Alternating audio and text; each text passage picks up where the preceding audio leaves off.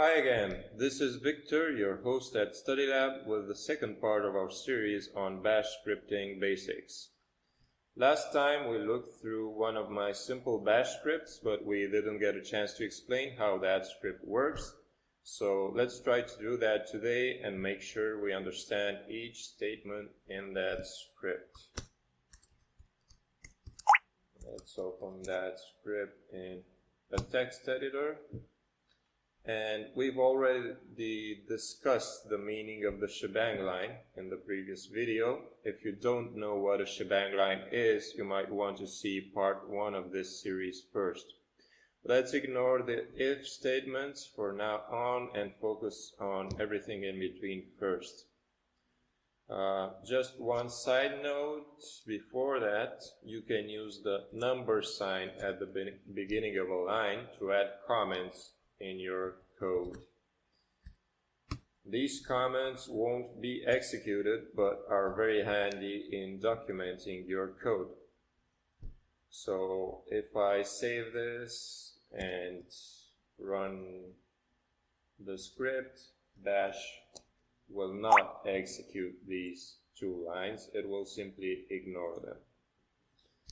Now that we've got that out of the way, the first thing we need to talk about is variable attribution. The line that reads source underscore vid equals $1 assigns the value of $1 to a variable named source underscore vid. Whenever you do variable attribution in Bash, remember that there should be no blank spaces on either side of the equal sign. And this is very, very important because otherwise you'll get an error. So the general syntax is variable name equals value. If your value includes spaces, you will need to enclose it in quotes. Value with spaces, this won't work, so you'll need to enclose it in quotes like that. Note that when you try to access the value of your variable later, you do that by prepending a dollar symbol to it, like we do here. $source underscore vid, or here. Let's do some simple examples in the terminal. We'll use the echo command to print the value of our variable after we assign it, and we'll explain echo in a little more detail later, but for now we'll use it without any parameters whatsoever. So whenever you do echo whatever text, it simply prints out that text on the screen. So let's assign the value 15 to this variable named test. Hit enter and then echo $test. And as you can see, it prints out the value of that variable. Now if we try test equals 15 is greater than 10, that won't work because we've included spaces and we forgot to enclose the value in quotes. Now this will work. So now that we know how variables work in Bash, let's see what that $1 means. So we have this line, source underscore vid equals $1. As you can probably guess, it's a variable since it begins with a dollar symbol. But it's a special type of variable that Bash fills in for us. Whenever we run a Bash script, $0 will hold the name of that script, $1 will hold the first argument, $2 the second argument, and so on. I've created a test script to see more clearly how this works. As you can see, These are just simple echo statements. We'll be explaining these later in case you don't understand them correctly. But basically all the script does is print out the values of $0, $1, $2, and $3. Now let's try running this script. First with no arguments, then with 5 arguments, and we'll see what it prints out. So /test args. As you see, $0 holds the name of our script. And note that this is exactly how we entered it in the command line. So if we use an absolute path, that will also show up in there. For instance, if I run it like so,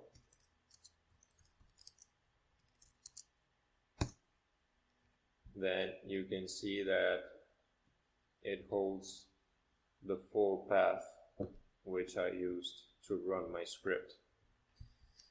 Now let's run this with multiple arguments.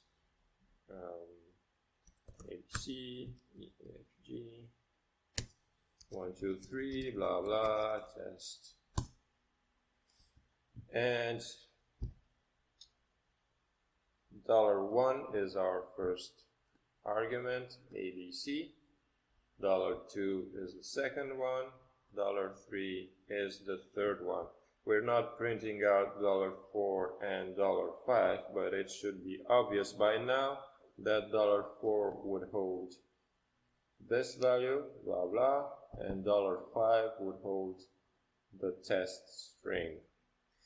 Now that we've got this out of the way, let's take a quick look at the echo statement. Whenever you want to learn more information about a command, you should always have a look at the manual pages or man pages.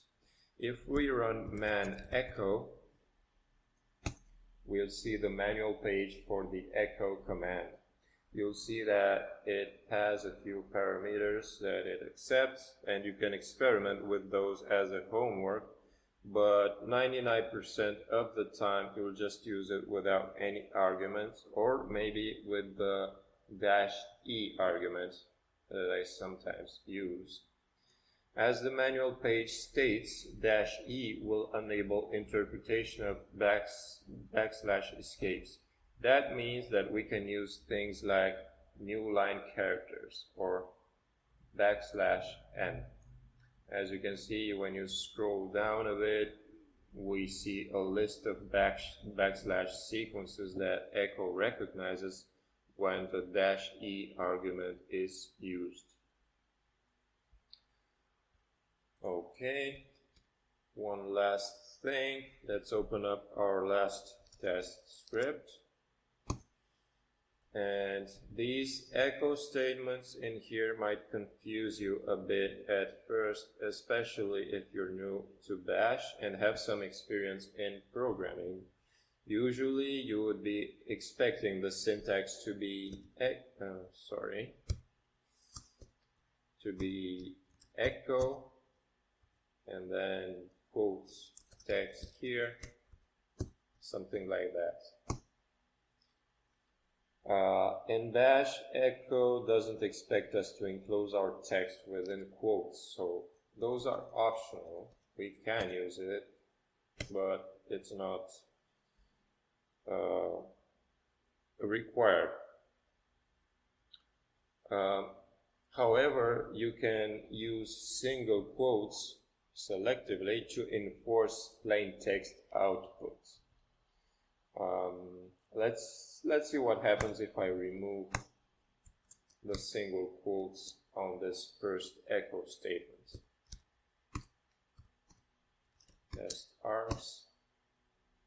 As you can see, instead of printing out $0 as we had in there, it interprets that and prints out the value of the variable. instead.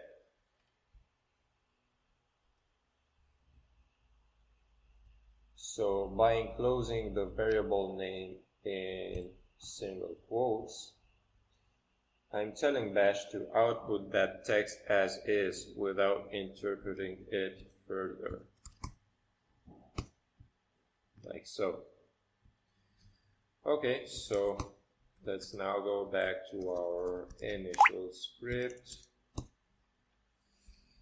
Now we can ignore this line as well, as ffmpeg doesn't have anything to do with Bash per se. It's just a command line tool that helps us with encoding and decoding video files. So we're not going to discuss it in detail right now. We're just going to say that for extracting the audio track out of a video file, a task which is sometimes needed, you run ffmpeg-i for input, space source video file name. So in here I'm using the value of this variable, and space and the name of your output audio file. So just to make it clear, it's ffmpeg-i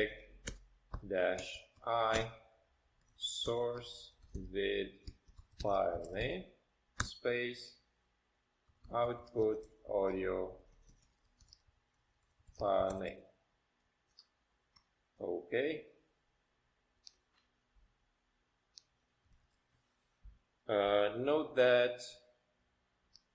Note how our variable is passed on to this tool as an argument. First time we pass it as is, $sourcevid, as the input, and then we pass it by appending .mp3 to it.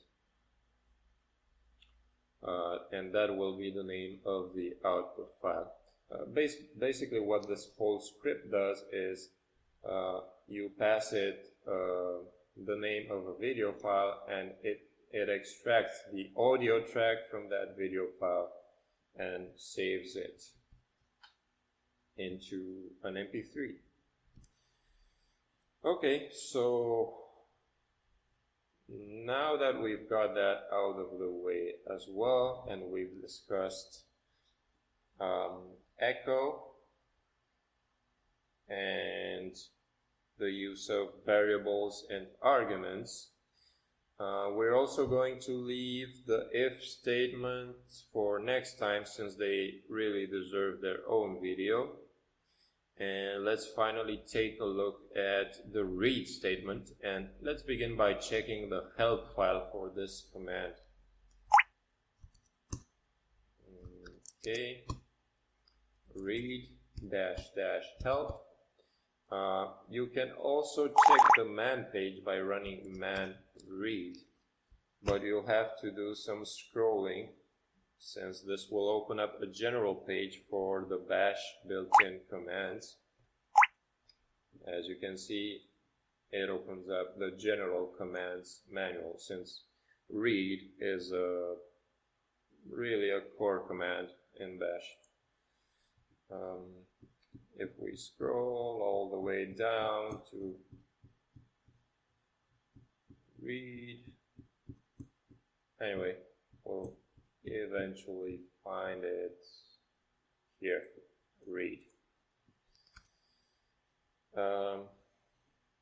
But it's easier to just do read --help, and we have the read help in here.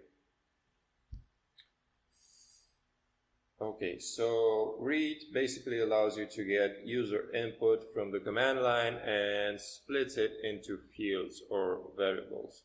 As a homework, you can read the help and experiment with the different parameters, but I generally only need the -p argument, -p prompt. This allows you to print out a text before waiting for the user input. So let's go back to our script, clear this up, audio extract.